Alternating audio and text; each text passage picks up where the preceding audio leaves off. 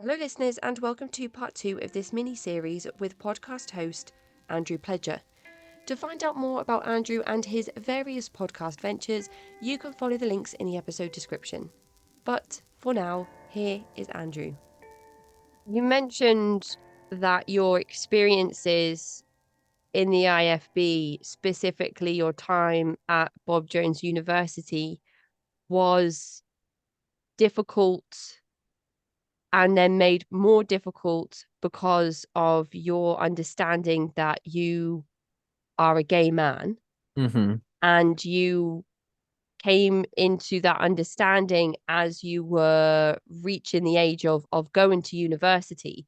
So I wondered if you could just talk the listeners through how you began identifying that Mm-hmm. and when you knew Mm-hmm. exactly what those thoughts and feelings were.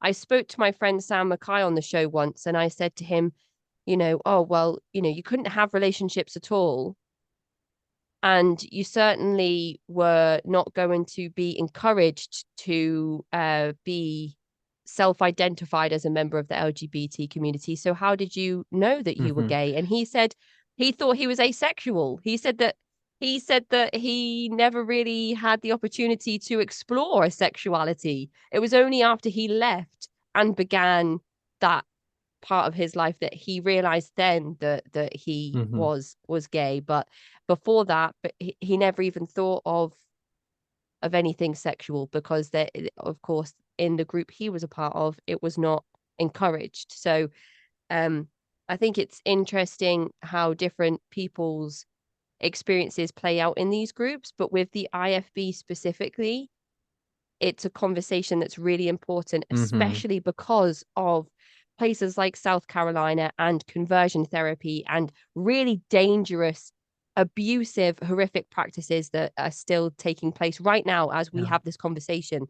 So I'm going to just let you have the floor with Yeah. all of this, and to just really bring um, a voice to that demographic, Mm-hmm. if that's okay. Yeah.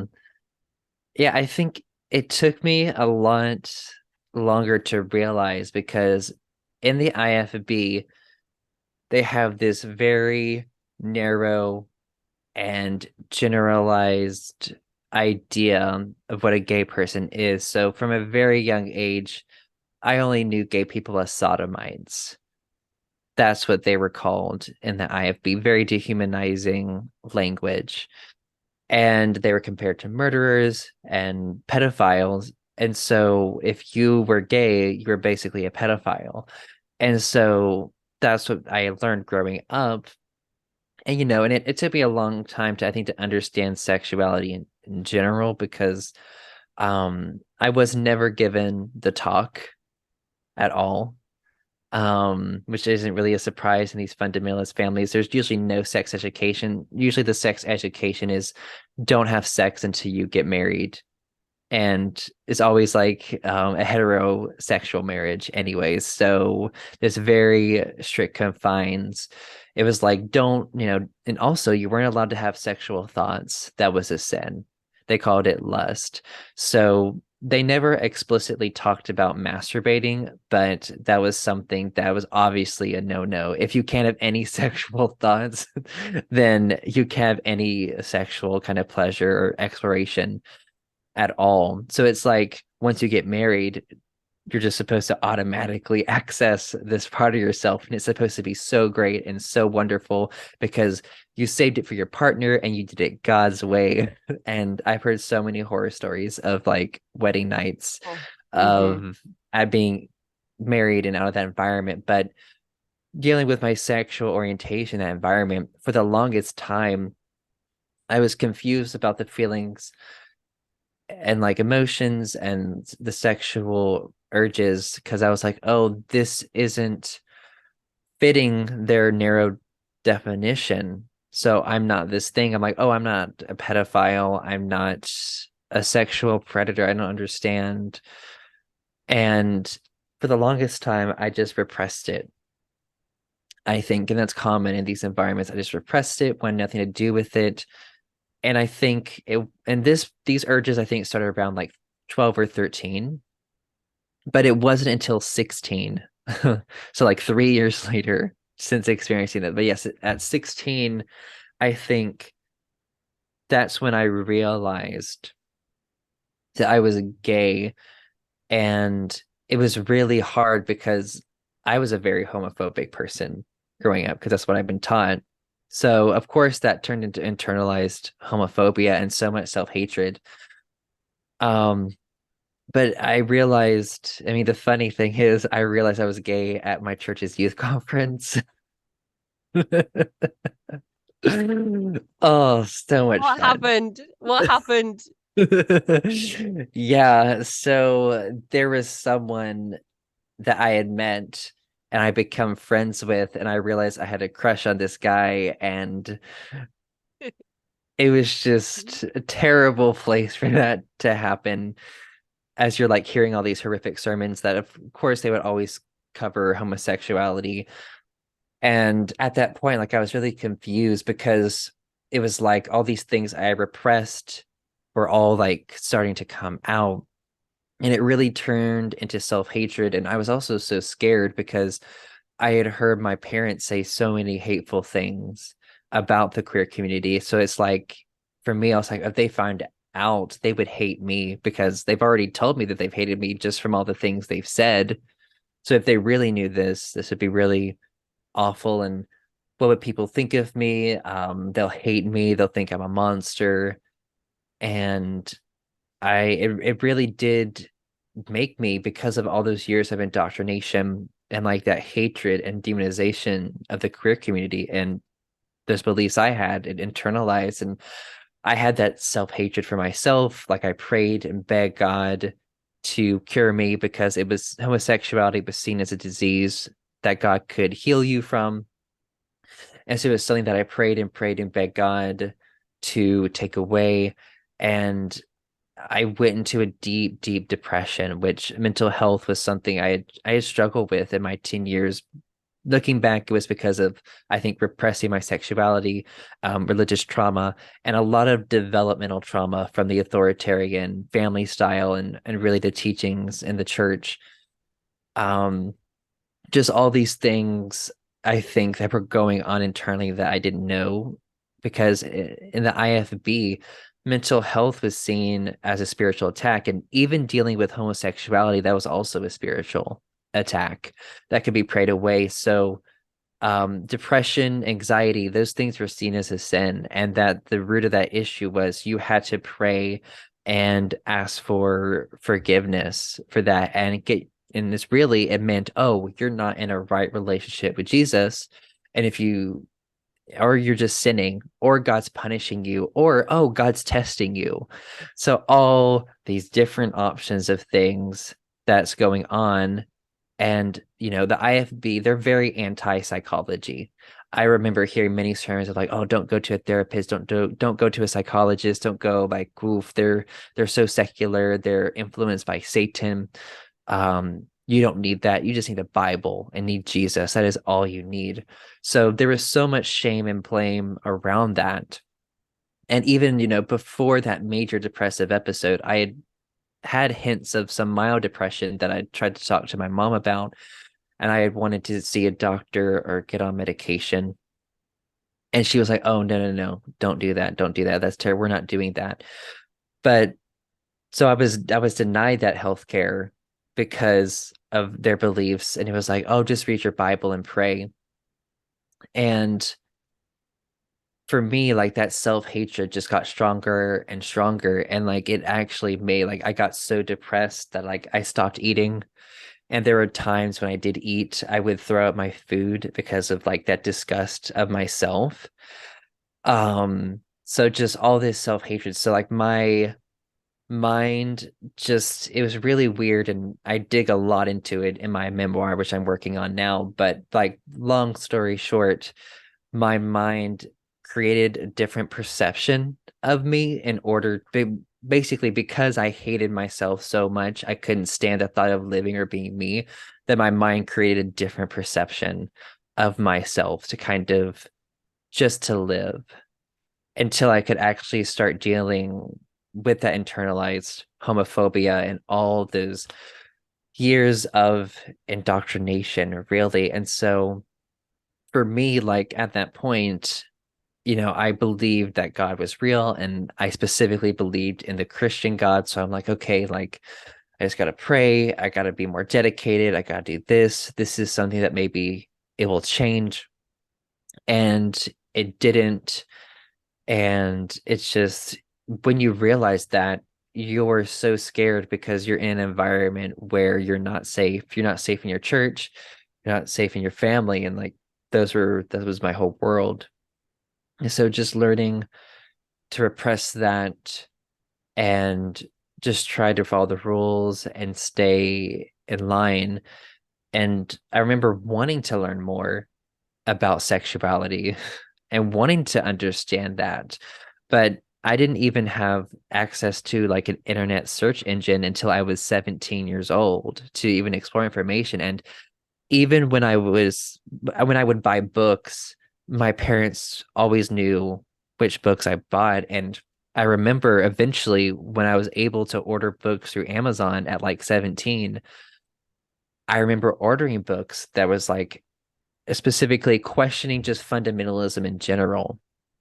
Wow. I was too scared to even order a book on sexuality at that point or know where to look.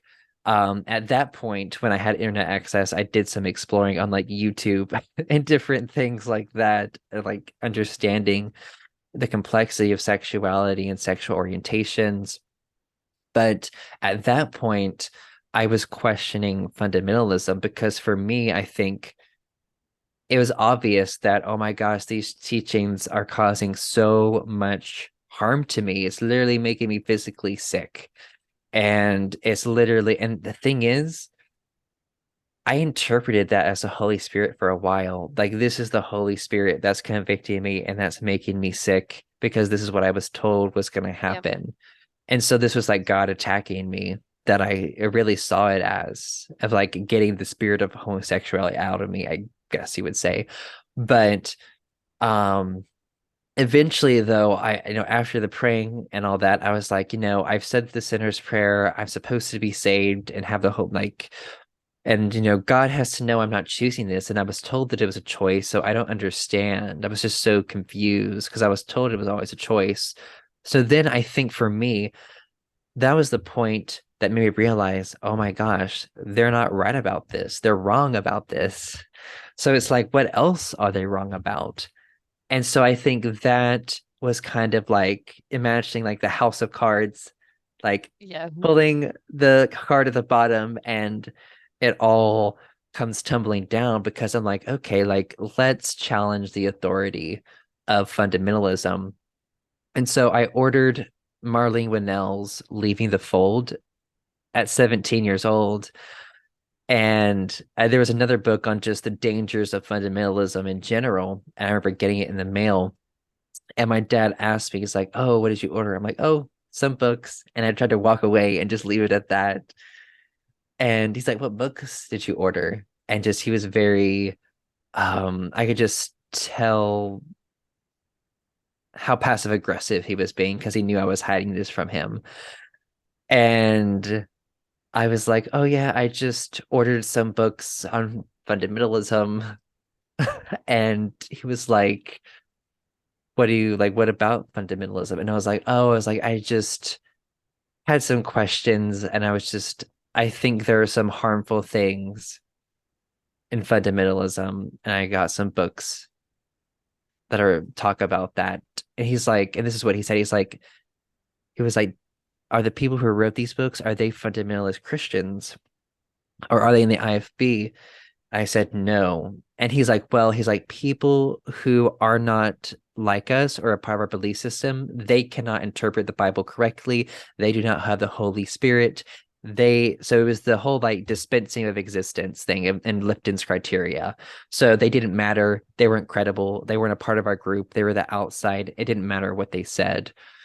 So he was like, and I told him, I'm like, oh, if it's the truth, then like it shouldn't be an issue. The truth is the truth, and the truth doesn't change. And he was like, I don't want you reading any of this. He's like, I'm worried about your faith.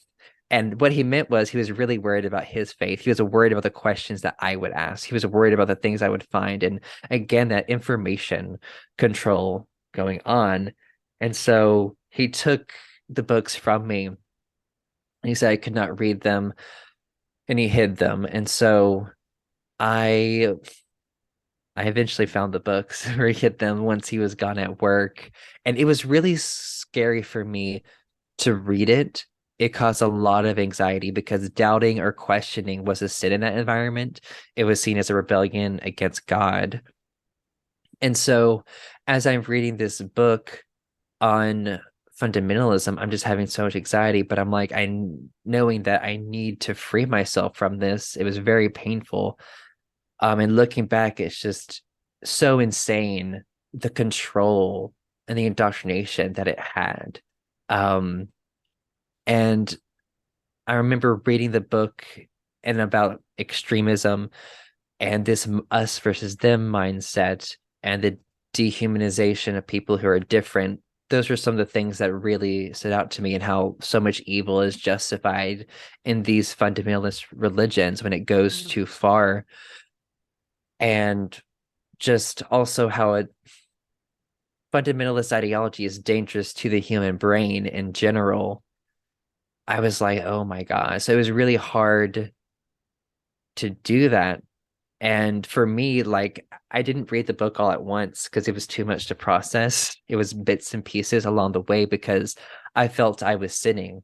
And again, it's that thought control, I think, and that emotional control that I've been indoctrinated with, to have these conditioned to have these responses to different ideologies and different beliefs, to have that, I guess they would call it the conviction of the Holy Spirit. But what I realized after learning a little bit about general psychology was like it was like classical conditioning of like just conditioned to have a response to certain things that most people wouldn't have a response to in that way. And so I was trying to learn how to undo that.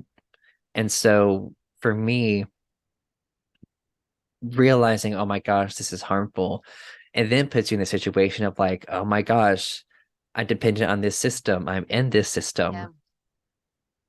What do I do? And so I think for me, like I at that time, I still consider myself, I think, a Christian, but I was ready to leave fundamentalist Christianity. And that was just unthinkable to my parents. And that would just be devastating.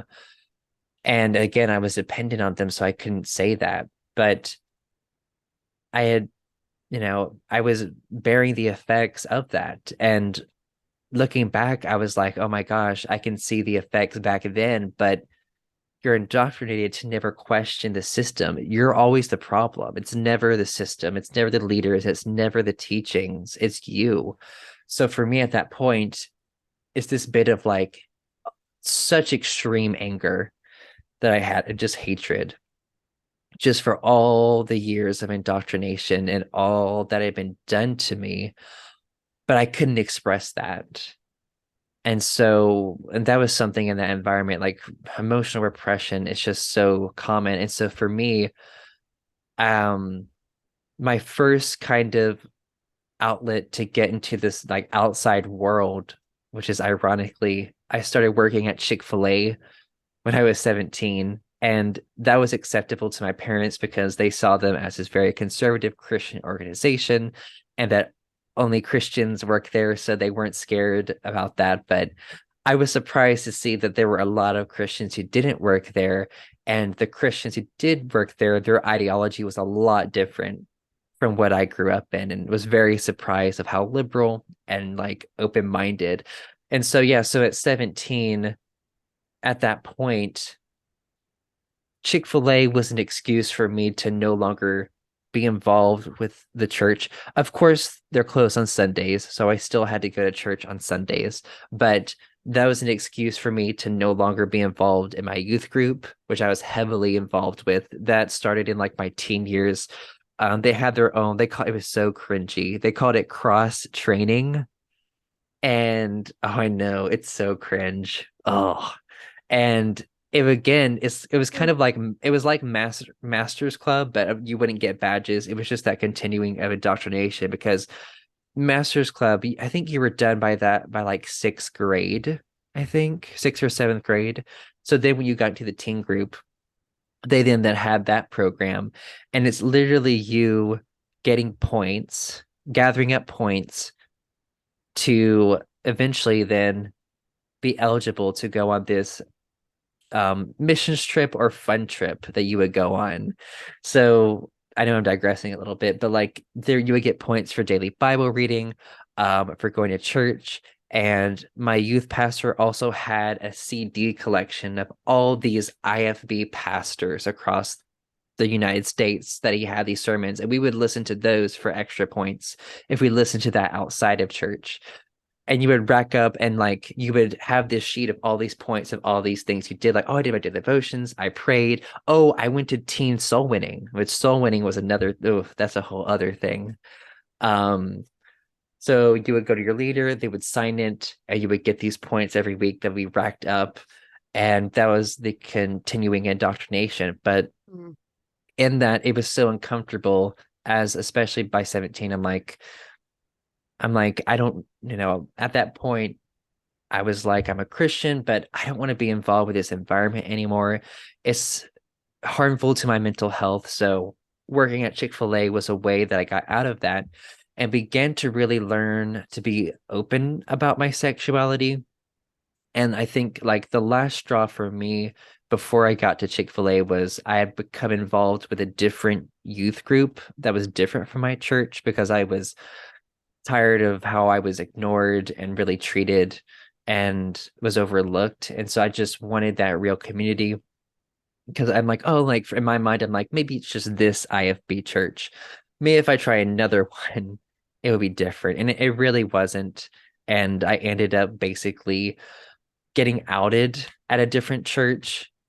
And so I was basically like shunned in a sense. And so I left that. And for me, like I was already just so emotionally and mentally, psychologically broken as a person. And like when I think like as a queer person, so like we experience so much social rejection, I think, growing up for our sexuality. And it's even at times when we're not even aware of that. We're seen as like a danger in these environments. And so I think for me, like it was so hard to be in another environment and to get to know new people. You kind of had this expectation of being shunned or judged. But I was surprised to get to Chick-fil-A and just all the loving people that I met, especially in my first year there. And I looking back, I know it's like, ugh, I work for Chick-fil-A and all the different things that they've done. I know. So I know there are some people that get mad at me that I work there, but I don't regret it because of the memories I think that I made, the people I got to meet. And I think for me too, like just developing general life skills, because before I worked at Chick-fil-A, I was just so stunted, especially socially. Like it was so terrible how poor my social skills were. But like when I entered Chick-fil-A, I was like, I gotta work on this. I gotta learn to become an independent person. And so I was there for 4 years, and I was proud of the 4 years I was there, and just the development that I could try to catch up on that I didn't get. But working there and not being as involved in a youth group, it was helpful, but it was still hard going between those two worlds, Yeah. because I then now had the comparison of what it was like to be in an environment where I could just let my guard down and not worry, but then go back home and then still have to be in the IFB. And it was hard navigating that. And working at Chick-fil-A, I was saving up to go to college. And the thing was, working fast food was not going to get me through college at all. It was going to help me save, but the control that would continue when I graduated homeschooling, I knew it would continue. And my parents had said that we will only help you pay for college if you go to a Christian college, which really meant a fundamentalist Christian college. And the thing is with these fundy colleges, most of them are IFB affiliated, so they're not accredited. And most of them, they're just geared to people who want to be in the ministry. So The one that wasn't just geared towards the ministry was Pensacola Christian College. So that's the college that produced the Becca curriculum that I was raised on. And it was IFB affiliated, and they had different degrees, many degrees that were outside of the ministry, but the college was not accredited. And that's the thing about these colleges is they're set up so you cannot leave this system. So if you get a degree in this IFB college, you can only get hired in IFB circles. So to And still me, pay the same huge amount of money for that yes. lengthy degree that results Mm-hmm. in no secular job opportunities really in comparison Mm-hmm. to somebody that might hold a secular qualification. Mm-hmm. Yeah. And so at that point, I knew I wanted to leave the IFB completely, but I hadn't told my parents that. So in my mind, like I knew I didn't want to go to Pensacola because I mean, I would say it's a cult because of all the control they had. When I found out that you were basically on campus arrest when you got there, I was like, there's no way I'm going there. And what I mean by that was you could not leave that. I don't know if it's the same now, but when I was looking at colleges back in like 2017, 2018, this is what it was then. You could not leave the campus even during the day without signing out and telling them where you're going and what times you're going and what time you're going to be back. And so for me, I was like, this isn't going to be a different environment than the one I'm in with my parents and in the IFB. It's the same exact thing, just different people with these authoritarian positions, or sorry, authority positions. And so at that point, my brother, he was close to graduating from Pensacola, and he went on and on and on and on about how much he loved it. And I knew myself well enough to know that number one, I'm like, we were so different anyways. We were opposites, honestly, in so many different ways. And I knew at that point, I'm like, I didn't know much about indoctrination, but I knew that you are heavily really into this system and this ideology, but I'm thinking in my mind, I'm like, I'm not.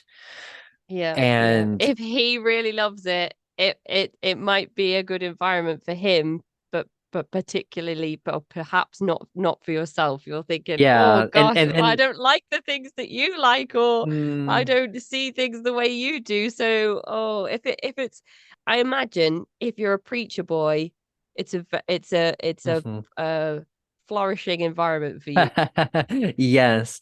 And the interesting thing was like he originally went there for like a business degree, and then he switched to like youth ministry, which my dad was so upset about. My dad was so upset when he Yeah. switched to ministry. He was like, "You'll never make money. You will struggle, blah, blah, blah."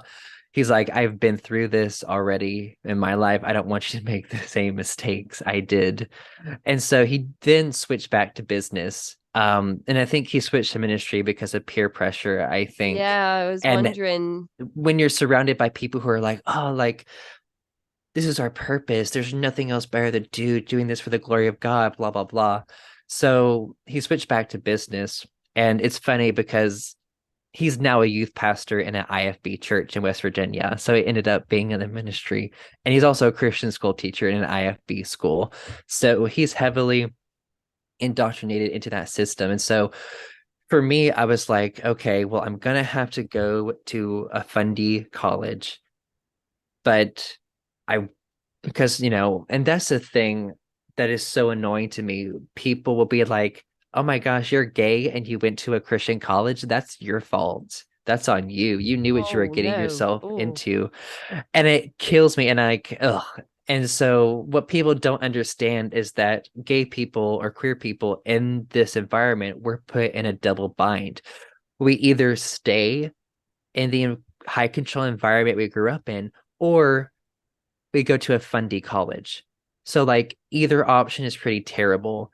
Then there's not really much of an option or decision there. But for me, I was like, I need to get away from my parents. I need to individuate and just become my own person. And so Bob Jones University was a school that I had noticed is something I had never ever considered going there before.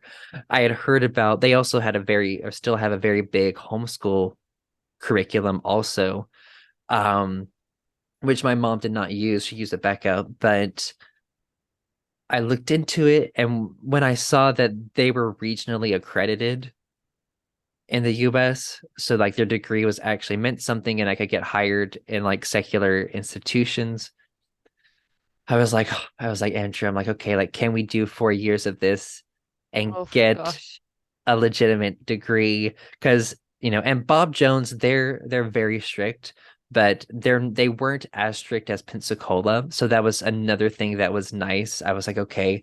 And the other thing with Pensacola, the level of control, you were required to go to Pensacola's church that they had on campus. You had no choice in going to a church outside of that campus. So they had their own massive church you had to go to, their little indoctrination machine. And so for me, I hated that because I'm like, no, I want to, if I can, explore outside of this environment. So for me, I was still dreading going to Bob Jones. And it's funny because my parents were kind of iffy about sending me to Bob Jones because BJU did not take the KJV only stance anymore. Because, I think Bob Jones and the IFV, they're very interconnected, but they have, I think, distanced themselves from that in more recent years. And it's interesting because they still have big donors who are in the IFB. So they have to be really careful about the changes that they make. Yeah, and so they were iffy about that because Bob Jones did not take the KJV only stance. And that was like heresy to my parents because they saw that as the only legitimate word of God. And they did not like how they were a little bit more lax than Pensacola, so they didn't like the control.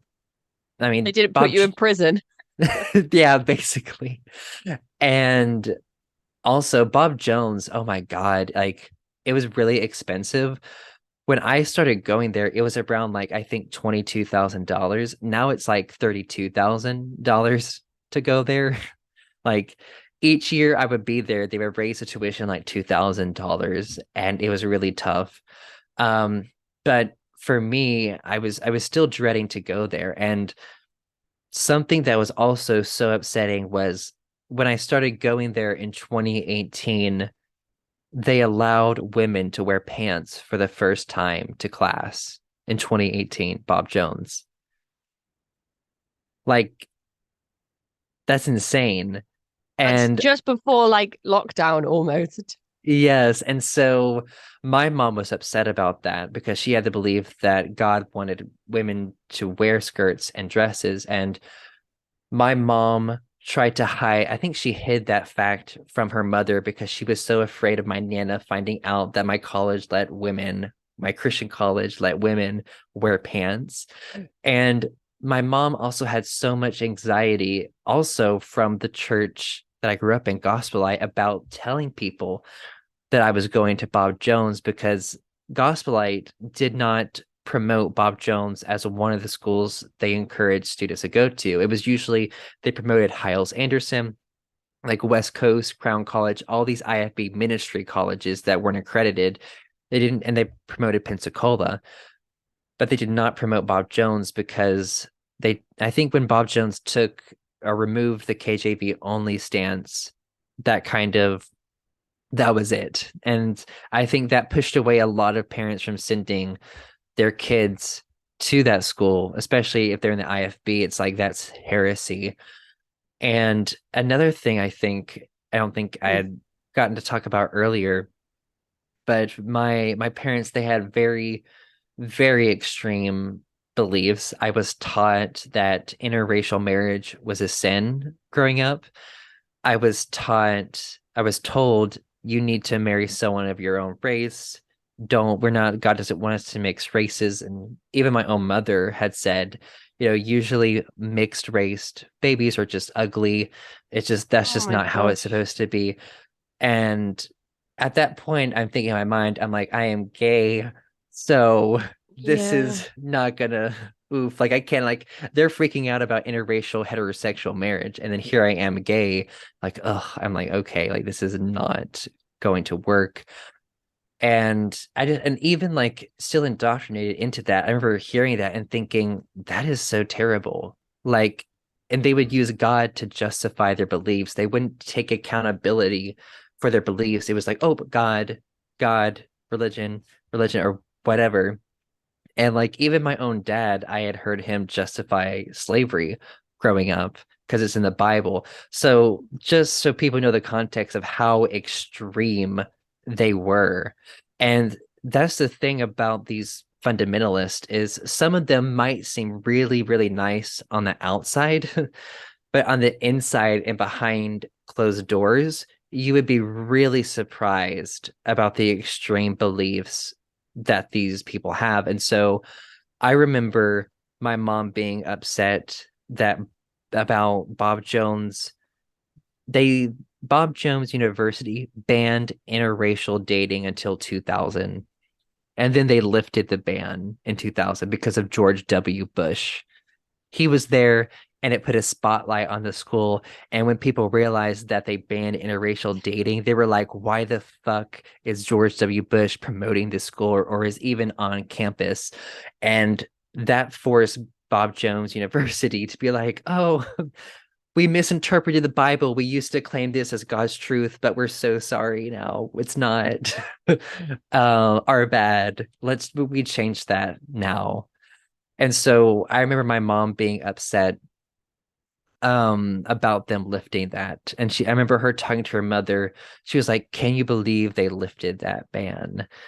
And I was just like, "Oh my gosh." Like in my mind, I'm like, "I gotta get out of here. I cannot be around this Yeah. anymore." Like they don't even see how extreme or how awful.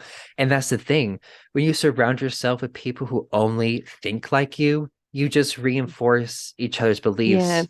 And Yeah. it's so normalized. And so here I am, like, struggling with my mental health, struggling with religious trauma, queer, and I'm going to a fundamentalist Christian college. So I was dreading it. And so before I went, or before I was about to leave, I then decided to tell my mom that I didn't want to go anymore, which was a big mistake. And it was hard to say that because my mom had said, "Oh, I am so, so glad I have a son that really wants to go to a Christian college and is a good Christian and has that desire." And I'm thinking, fuck, you're not making this any easier to say that I.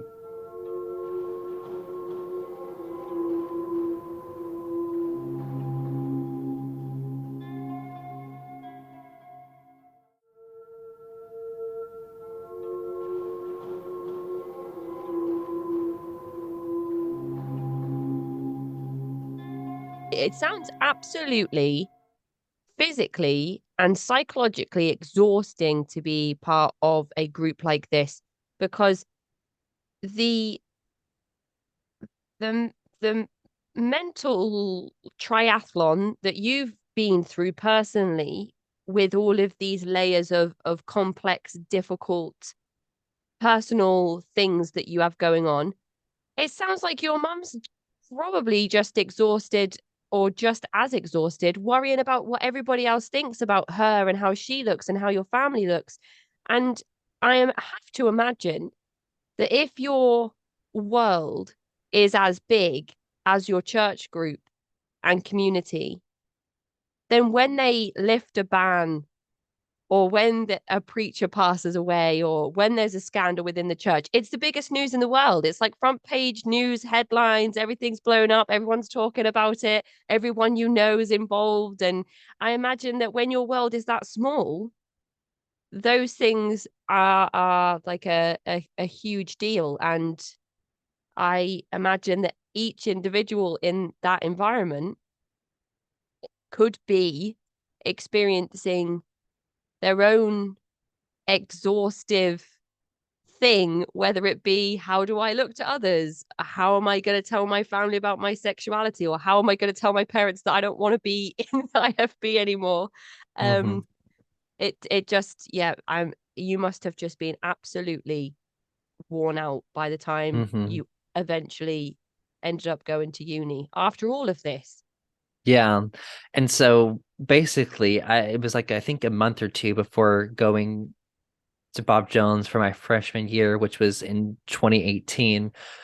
I remember saying to my mom, I was like, I do not want to go to Bob Jones University. I don't think I'll fit in. And then that's when I came out to her and I was like, they'll treat me terribly. And also then I mentioned my doubts about the Bible, and I was like, I have my own doubts about the Bible and fundamentalism. And it was a lot to unload all at once. When she has this perception of you, it was a lot. Um, which I totally understand. So I was like, and I'm like, there are so many, I'm like, there are also so many issues I have in the Bible of God doing all these violent things and blah blah blah. And then number one, she was like, oh, she was like, you're not gay, you're confused. No, you're not. You're not at all. And because I didn't fit her idea of what that was, I think that's what made her say that. And it was so funny because then she's like, yeah, she's like, I've seen you at Chick-fil-A, Andrew. She's like, all the girls love you. I don't understand. Oh, oh, mom. And I'm like, Mom, I don't think you understand. Like, anyways, Oh, I didn't explain to her that, but I was like, I'm like, it's not in that way, mother, but okay, whatever makes you feel oh better, I gosh. guess. And so then she just got so defensive, and it's because this belief system is her entire identity. Now, I didn't think about this then, but looking back, I'm like, I was basically attacking her entire identity. And she was just defending it. She's like, oh yeah, she's like, God had to do all these terrible things because these people were wicked and they didn't believe and the blah blah. So justifying all these things. And she was like, sorry, things were a little loud back here. I'm gonna wait a second. Oh no, it's okay. I can't hear It's okay. anything, but You can. Perfect. Okay. I just want to make sure. I don't want to make post-production hard. Um, but so yeah, at that point, I had just, again, I think I mentioned earlier, I had a codependent relationship with her. So I was always about pleasing her, and she was very dependent on me for meeting her emotional needs. And I always put on this perfect face, never express my needs or opinions or how I really felt. And so this was like shock to her because in her mind, I was this perfect fundamentalist Christian who wanted to go to a Christian college, who was straight and blah, blah, blah. And now I just destroyed that. And again, I think also like you were saying, the reputation of the family. And so at that point, we had an argument and like crying for like an hour. And then I told her not to tell dad because I knew how like angry he could get and mean he could really get. And so and then the next day, it was like the conversation never happened. And she kept telling people, oh, Andrew is so excited to go to Bob Jones. He cannot wait. And I remember just, as we're in church and she's telling this to people, and I'm like, oh my God, this is not true. We literally just had a conversation. Again, that reputation, making the family look good, making it look like I really wanted to go to a Christian college. And so, for me, like I wanted education so desperately, but not in that environment. But for me, I was like, this is my way to get away from this, to really try to question and learn different ideas. Even though I knew I was going to be in a Christian environment, still, I was like, I can find ways to do that on my own. And so, yeah, so I ended up going to Bob Jones in the fall of 2018. And like it was really scary because I thought that I was literally gonna get hate crimed like almost immediately just going on that campus. And I was so afraid of being found out. And it's just you're in this hyper vigilant state all the time, and you're thinking, okay, how do I talk? How do I walk? What do I tell people? What interests do I have? What will they assume? What role do I need to play to survive in this environment? What do I have to do? Maybe I just need to, for me, it was like isolate as much as possible, interact with as little people as possible, and stay off the radar. So, but it was hard to though, because Bob Jones University, they would constantly keep you busy. You were required to go to like, they had 4 chapels a week, and you were required to go to all of them, daily chapels, usually like 4 days a week. And this was where it would be a sermon, and you would have like a song and worship service. And you would also have to recite the creed in unison of like 2,000 students saying this creed of what we believe. It was just a very cult like moment when that happened. And in addition to that, you were required to be in a discipleship group, which that would meet several nights a week at like from like I think it was like 10:30 to 11 at night. You were required to go to that, and then you were required to join a society, which a society at Bob Jones was basically like a fraternity or a sorority, but the Christian version. And it wasn't fun at all, not at all. And it was just like chapel, but it was ran by students, and there was maybe like a little game at the end that we would have. And some societies would have like recreational sports, I think, that you could get involved with on campus, and you would maybe get together and do group activities every once in a while. And another thing is that we're required to go to 2 church services a week. And they had a list of churches that they approved of that you had to choose from. You couldn't go outside that list. And if you wanted to go outside that list, you had to submit a form saying you want to go to this church, and they could decide to approve or reject it. And all the churches they wanted you to go to, they were aligned with their fundamentalist, strict ideology that they wanted to continue Gosh. to indoctrinate you with. And they also, I think, wanted to help these fundamentalist churches push the gospel message and help grow their churches. So Mm. there's nothing better than having a bunch of young college students going to your church, getting involved, volunteering, and doing and like canvassing or going soul winning for you. Like, over 2,000 students who have to get involved in a church. Why not it be Yeah. a fundamentalist church and help spread Ooh. this message? And so I was just so exhausted. I'm like, there's all these things we have to do. I'm like, I just want a fucking break. And for me, what I learned is like, you know what? I'm just going to do all the activities I have to do, because if you don't, they had a way of tracking that and you would get demerits. So for me, my mindset is if I don't have to do something, I'm not going to do it. So Mm. my society, they would have prayer meetings, which they were not required. And people would bug the shit out of me to go to them. And I'm like, oh, I'm busy. No, I don't want to. No, I have Yeah. other I'm things to actually do. studying for stuff that's not related to the church. Yes. And my society would do some sports, and I would not get involved with that. And I joined a society where I could stay low key and no one would notice me. And as I figured out how to navigate this environment. And so for me, I was on a freshman floor. So they were all freshmen, which was I think a mistake looking back. It was just a crazy, crazy floor.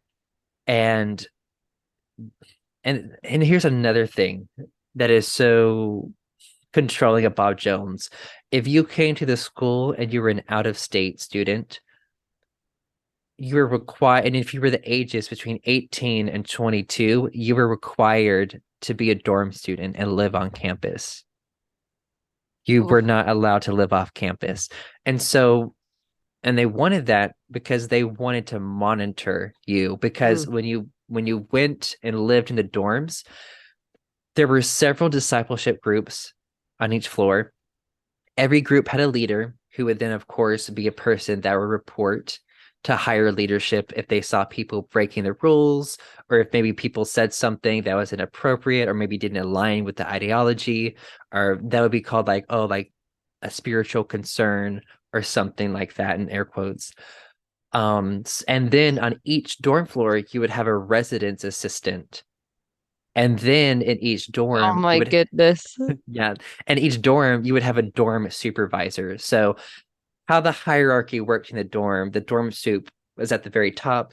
and the second was a residence assistant, and then the residence assistant was in charge of all of the discipleship group leaders, and then all the discipleship group leaders also had assistant discipleship group leaders that helped them control the group or run things. So that's Oh my how God.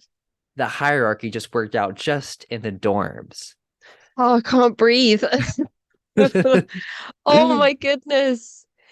That is like 1984. What is happening? Like you can't do anything. It feels very troubled teen industry-esque in the sense that you can't even take a shit without being watched by a staff member because they don't have doors on the toilets. Oh my God, that's terrible. Wow. That's what it feels like though. It feel Oof. everything you do is watched. Everywhere you go, it's monitored. All the information about your existence is fed back somewhere. And the out of state students being forced to live on a campus is just, I mean, what's one of the biggest transitional periods in an individual's life? It's something like university, moving away from home into an environment that you've never existed in before, presumptually. It's, oh gosh, I no wonder you've got a 15-part limited series coming out about surviving Bob Jones University. Yes, yes. And the thing for me is when you're at the school, it's very scary because you do not know who you can trust and who you cannot trust. Um, and because at Bob Jones, there was a group of people that the student body, we called them Boges. And Boges, they were people who loved following the rules. They thought they were better than everyone else who didn't follow the rules, and they thought that they were better Christians or that God loved them more or were more happy with them because of that. And these people would just go around looking for people who were breaking the rules, and they were basically like the leadership's pets, I guess you would say, or little minions that would go around campus looking for this, and then they would report back to leadership about Oh my certain gosh. things. And so when you're in this environment, the thing in your mind, you're like, can I trust this person? Are they a Boge? Are they someone who is looking to find someone to break the rules and feel spiritually superior than? I'm thinking of this person, and you'll have to tell me if this is accurate. I have a vision. When you explain this to me, I have a vision in my mind of what this person looks like, and I'm putting it in the chat. Oh my God. Yes. That's Who what it is makes me think of. He is from a TV show called Recess. It's a kids' TV show. And I think his name's Randall. So oh Randall would always feed back to the playground, like to the playground bullies and to the teachers. He was always like, "Oh yes, you'll never guess, Mrs. Such and Such, what they've been up to this recess." And he would always be watching and feeding information back to the teachers that would get the kids into trouble all the time. Randall, no matter what everybody was doing, Randall was always there watching, always telling hmm the teachers, and yeah. that's what I think of when you explain these Boges. Yes, and that's the thing. You were always being watched at Bob Jones University. And for me, my first semester, I tried to stay low key. I tried to follow the rules, but that first semester was so miserable. I was like, all right, second semester freshman year, I'm like, we're going to start breaking the rules. And for me, I was still so indoctrinated. I was so scared because that meant going against God, going against rules that were put in place by authority figures. You know, authority figures I was taught they were placed in by God. So going against that was disobeying God. And so that I had that anxiety that God was going to punish me. But then I was like, well, I'm literally just going to die in this environment if I don't break the rules and have some freedom and just enjoy life. And so for me, not even knowing at this point that I was dealing with religious trauma or even knowing what trauma was, but I was just struggling with my mental health. I basically I did start breaking the rules. And what happened was I didn't know how far they would go to monitor students. And there would be times when I just had to get away off of the campus. And as long as you weren't staying anywhere overnight, you didn't have to tell anyone where you were going off campus. So there would be times when I would be like, okay, well, I know discipleship group is tonight at 10:30, so I can leave the campus to go to a nearby park from like 8 to like 9:30, and then I can walk back and all these things. And so I remember because I needed a break from the environment, I would walk out at night at times. I would still be back in time for curfew to not get in trouble, but I would walk and go to a park just to rest and just let my mind be. And like nature is that's my safe place. And it was since my childhood. And I remember that I went there one night and then and this park was like half a mile from Bob Jones, and I would walk to it. It would take me about like 30 minutes to walk to. And I remember I got back one night, I was following the rules, and I think it was my residence assistant. Yeah, it was my residence assistant my freshman year who walked into my room after I got back. And he said to me, he's like, "Hey, Andrew, how are you? Is everything okay?" He's like, "I saw you walk into the woods a while ago." And in my mind, I was like, well, I walked into the woods to go to the park that's like half a mile away that I walked to. I was like, what in the world? Like, so I was like, oh, I'm like, oh yeah, I'm fine. It's like, okay, just wanted to check in. And it was a way of him saying subtly, I'm watching you. I know where you're Oh, going. And I sat there, I was like, he followed me, or no, he had to know where I was going to even wait there and watch. And then he had to get back before me. So he had to be in a car driving between these places. I was like, I was just chills on the back of my neck yeah. of like knowing of how far of me being monitored that I was. And I was like, oh my God. It was like nothing was safe at that place. And it got to the point for me, like my freshman year at that school, that my mental health was so bad because I was dealing with repressed sexuality, repressed religious trauma, developmental issues, and all these other things. And like just being at Bob Jones and all the triggers, this high control environment, and a lot of spiritually abusive messages I was forced to hear as I went to chapel, just all these things going on, my mental health just got so bad that it brought me to the point of like being very suicidal. And I remember it then realizing that people were spreading rumors about me being gay, and I was also harassed a lot my freshman year from guys because of my perceived sexuality. So like there was all these things going on. And of course, I can ask for help for anyone on campus because I would be the one that would get in trouble. And like, even for mental health issues, you were blamed and shamed. They had biblical counselors that were like Oh, very anti-psychology and had that view that the Bible is the only way and that it's a spiritual issue of not being close to Jesus. So very narrow, very anti-science. And so I knew that I can't get help for mental health and I can't get help for being bullied and harassed by all these people because I'm the one who is going to get into trouble. So it got to the point where I nearly got really close to committing suicide, but I was able to call Trevor Hotline, which they help LGBTQ people, and so they were able to help me. And I decided to start breaking more rules and just I started going to churches that were affirming and accepting of the LGBTQ community. And so here I am, this extremely awkward, introverted, scared, traumatized person going, taking an Uber by myself, not telling anyone where I'm going at all. And I go to this church that's probably like on a blacklist of churches that you're not supposed to go to at Bob Jones.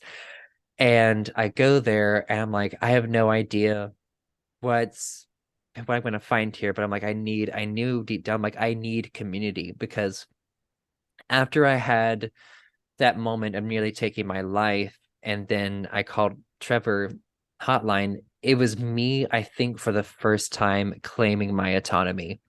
It was Wow. me sitting down with paper and being like, what do I need to do to meet my needs? Because before it was like I had to pray and be patient and wait for God to do something. I had to wait and pray for God to have these people come across my path or do this. It was just very passive. And I was like, I'm done waiting.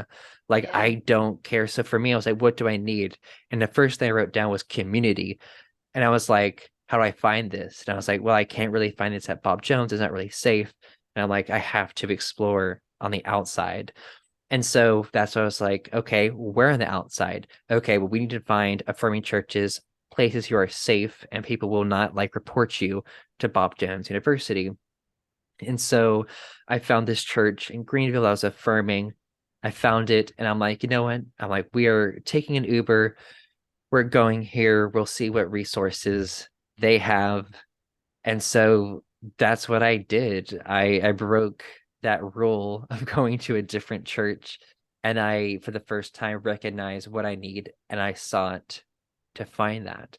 And so when I got to that church, I immediately like felt that like introvert's regret of like, why am I in this situation? This is such a big church. There's so many people. This is so overwhelming.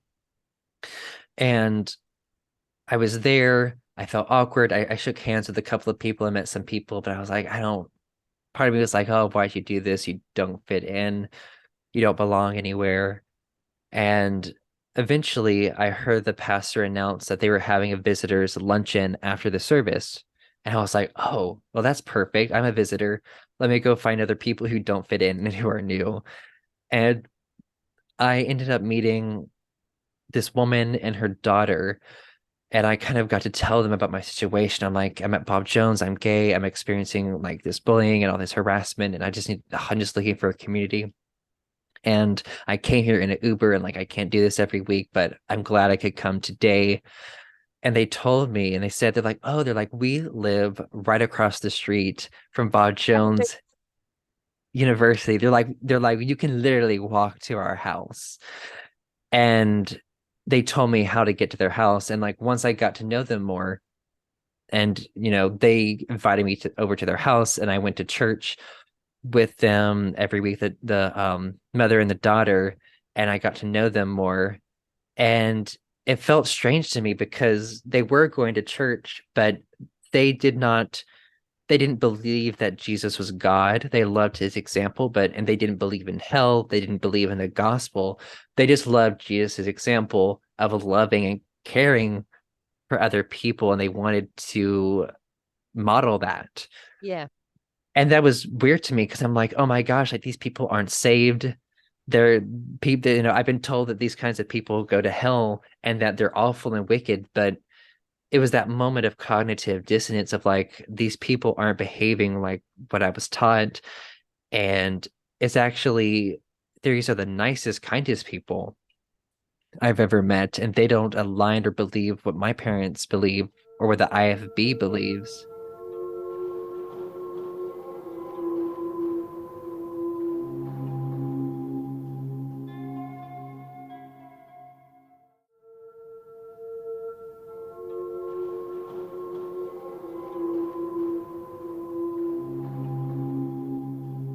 And it's actually the people inside the authoritarian environment that would be the last people to help you with your spirituality and with your sexuality and with your ill mental health.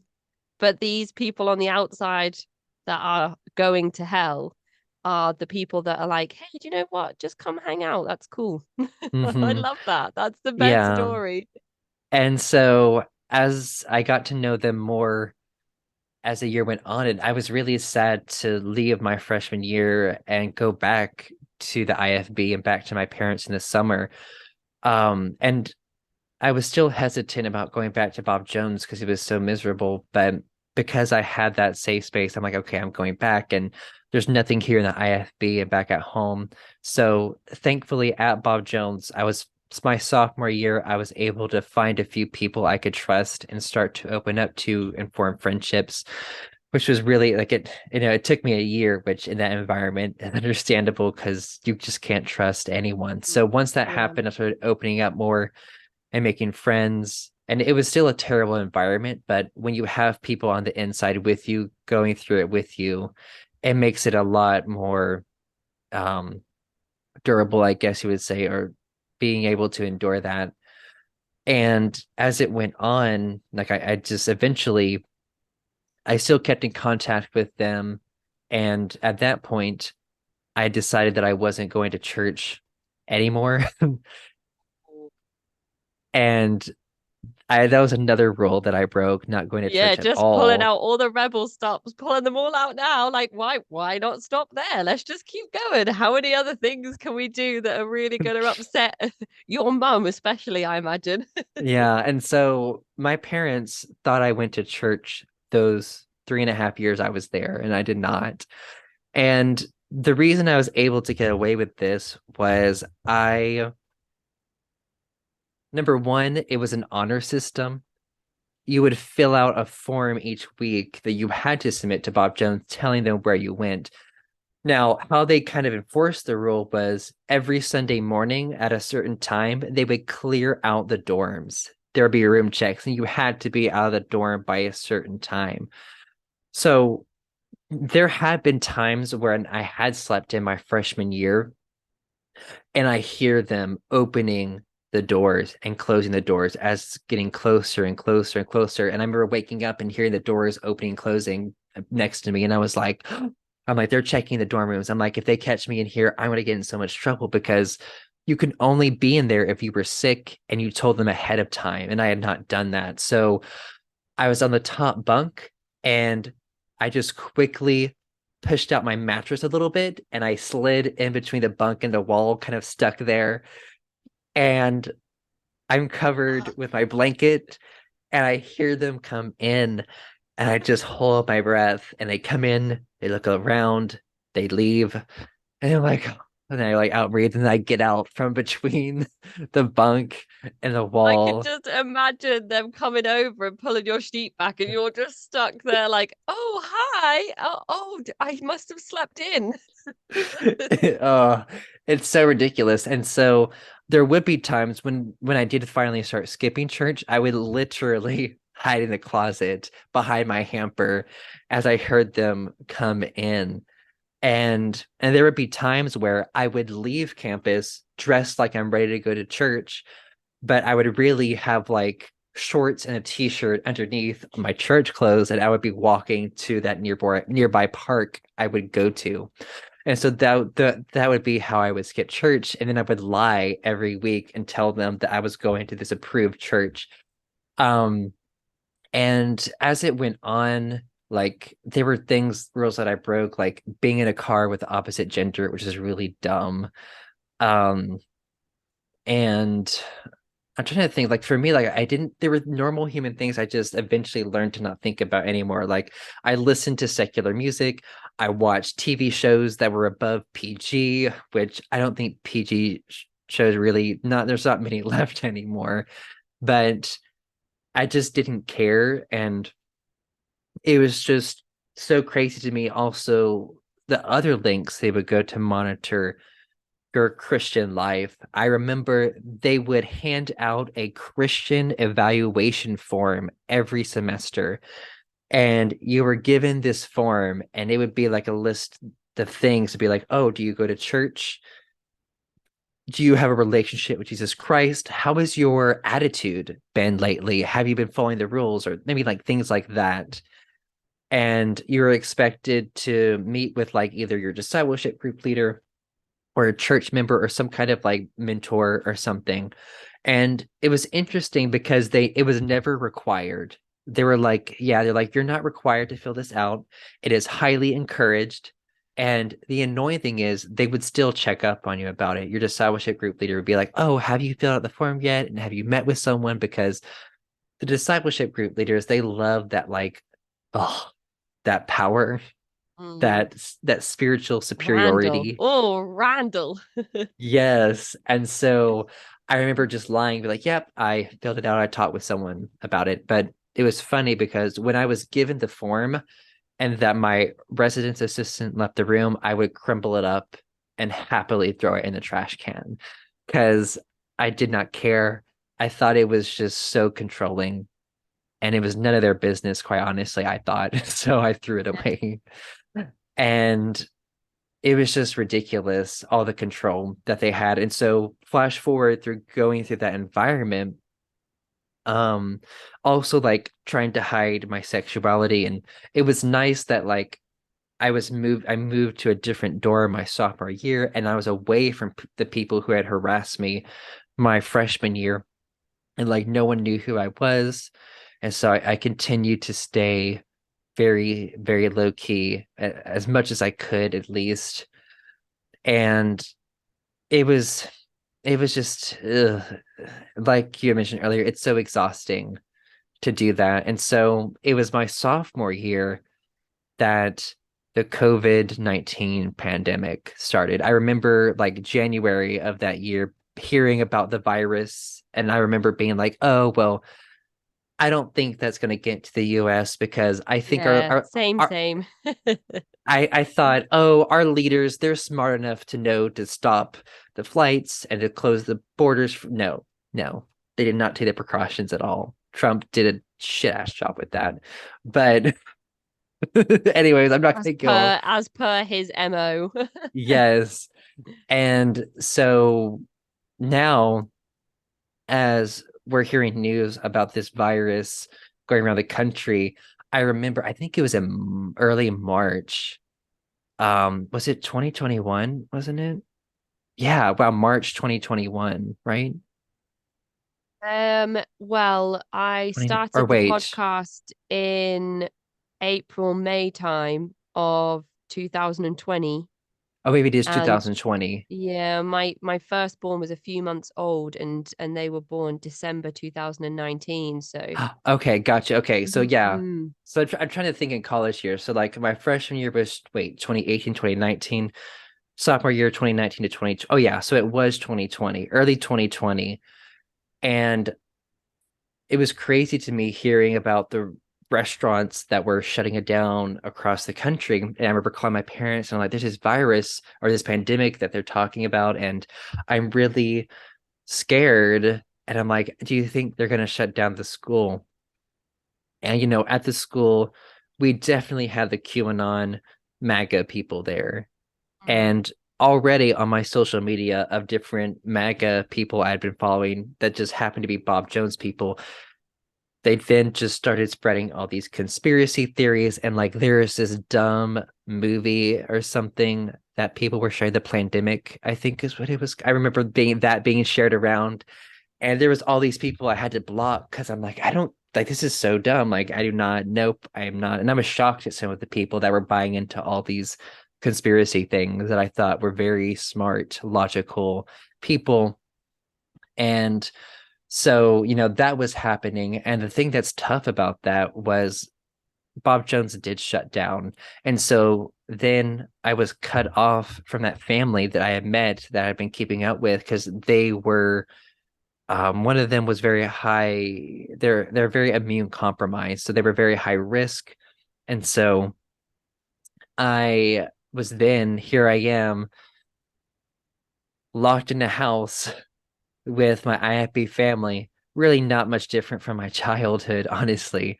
But here I am back doing this schoolwork. And the nice thing was, though, that all churches shut down, even my IFB church, it shut down. They were, and the thing was, like, most of the church members, they were like 70 years old and over. So if a wave hit it, that church yeah, would have been gone yeah. easily.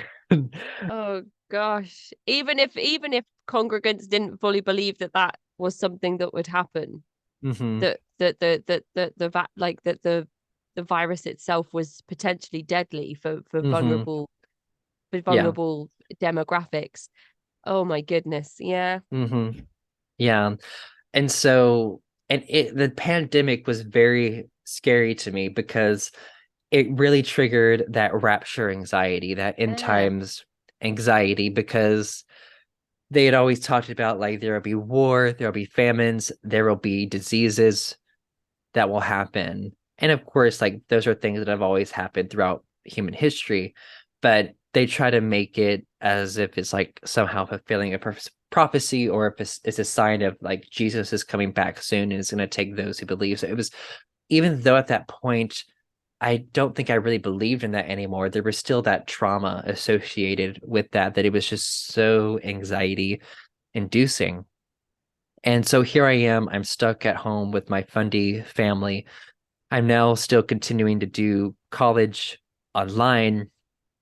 And the annoying thing was that chapels, they still did chapels at Bob Jones, but online. Now, since it was online, they couldn't make students do that. And I was like, I was relieved. I was like, oh my gosh, I don't have to do the chapel stuff. I don't have to tune into that. Oh, so that was, but then my mother's like, oh, aren't they having chapel today? Oh gosh. No, mum, come on. And I was like, oh, I'm like, yeah, I'm like, I'm just really busy with school. I don't have time for that. And she was like, no, she's like, we need to listen to that. And so I would be in my like a room setting, and she would have it, she would find it on her phone, and she would turn it on and have it beside me and have me listen. And I would just be like, at that point, I was so tired. Like I was just so tired of being treated like a child. But I know in their minds, any opportunity that was missed to hear a message in fundamentalism, Yeah. that's possibly a diversion of the devil, keeping you from being convicted by God or hearing this message that's just going to change your life completely. So any opportunity to hear these messages, like you had to hear it in their mind.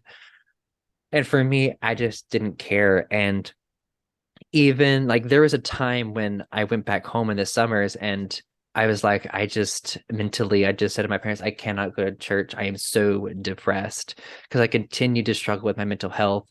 And I was eventually able to get on medication finally, like 5 or 6 years later than I like needed to.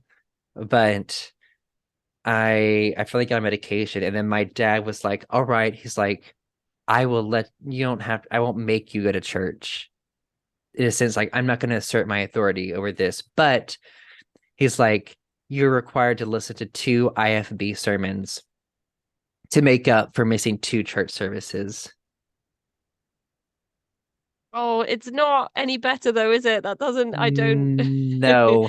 I'm not going to exert my authority. However, you do have to do these things that I'm telling you you have to do. And so I was just like, oh my God, are you serious? Are you? I was just at that point, I was so frustrated and so tired of it. And my dad was like, he's like, as long as you're under this house, you will do as we say. But, and it was like, in his mind, he's like, I'm going to be nice and I'm not going to make you go to church, but you have to make up for it with these But then we've sermons. given you that ultimatum, whilst you're under my roof, I Yeah. don't know if they're expecting you to suddenly or eventually turn around and say, okay, well then I won't stay under this roof. Mm, yeah. And like, that's the hard thing, is that you're so stuck in that environment. There's no like outside resources.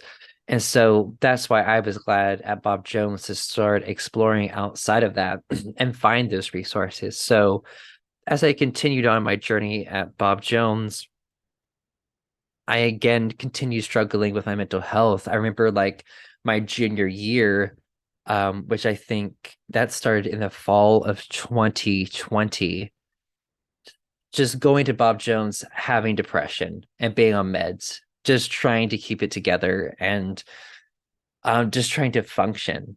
And I just remember too, like getting to the point of just being suicidal again. And I knew in my mind, you have to get out of this environment to heal or to get better. You can't be in this environment.